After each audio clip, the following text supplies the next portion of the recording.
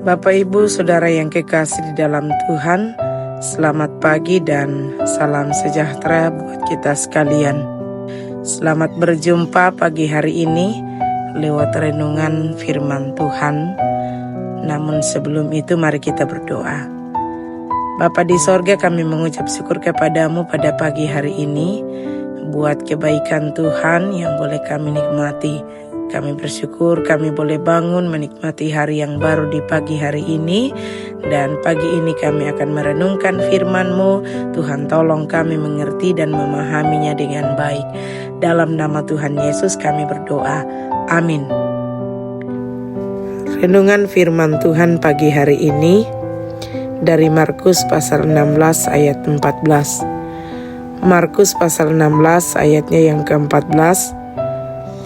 Akhirnya ia menampakkan diri kepada ke-11 orang itu ketika mereka sedang makan, dan ia mencela ketidakpercayaan dan kedegilan hati mereka, oleh karena mereka tidak percaya kepada orang-orang yang telah melihat dia sesudah kebangkitannya. Tema renungan kita ialah mempercayai kebangkitan Kristus. Bapak, Ibu, Saudara yang kekasih, kebangkitan Kristus atau Paskah merupakan landasan iman kekristenan, di mana iman Kristen dijamin dengan adanya Tuhan Yesus yang telah mengalahkan maut. Yesus Kristus bukan Allah yang mati, Dia Allah yang hidup dan menjamin keselamatan orang-orang yang percaya kepadanya. Dikatakan bahwa, dan jika Kristus tidak dibangkitkan, maka sia-sialah kepercayaan kamu dan kamu masih hidup dalam dosamu. Namun demikian, peristiwa kebangkitan Kristus merupakan suatu berita yang kontroversi. Sejak awal peristiwa kebangkitannya, para imam kepala dan ahli-ahli Taurat telah mengarang cerita bahwa kebangkitan Kristus itu adalah suatu kebohongan. Cerita itu kemudian tersebar dan menjadi suatu sumber berita yang terus berkembang dan digemari oleh para penentang kekristenan. Sejak kebangkitan Tuhan Yesus yang pertama-tama disaksikan oleh Maria Magdalena, Maria ibu Yakobus dan Salome, kemudian menyaksikannya kepada murid-muridnya, Alkitab mencatat bahwa mereka tidak percaya. Kemudian Yesus kembali menampakkan diri kepada 2 orang dari antara mereka, dan kedua orang itu pergi ke teman-temannya menyampaikan apa yang mereka lihat, namun mereka juga tidak percaya. Nah, Bapak, Ibu, Saudara yang kekasih, dalam ayat ini Tuhan Yesus mencela ketidakpercayaan serta kedegilan hati para murid sehingga tidak mempercayai akan kebangkitannya.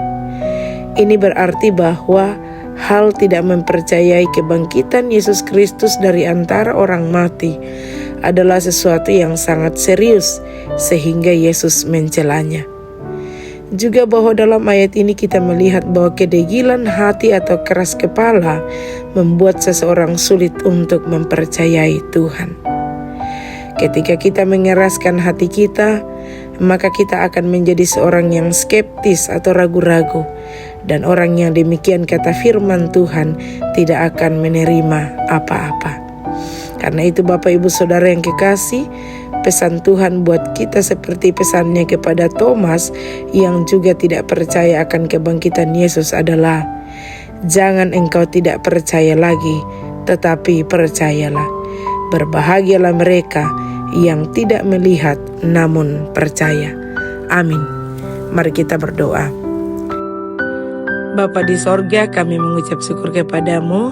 Kami boleh merenungkan firman-Mu pagi hari ini. Biarlah kiranya Tuhan memberkati firman-Mu dalam kehidupan setiap kami.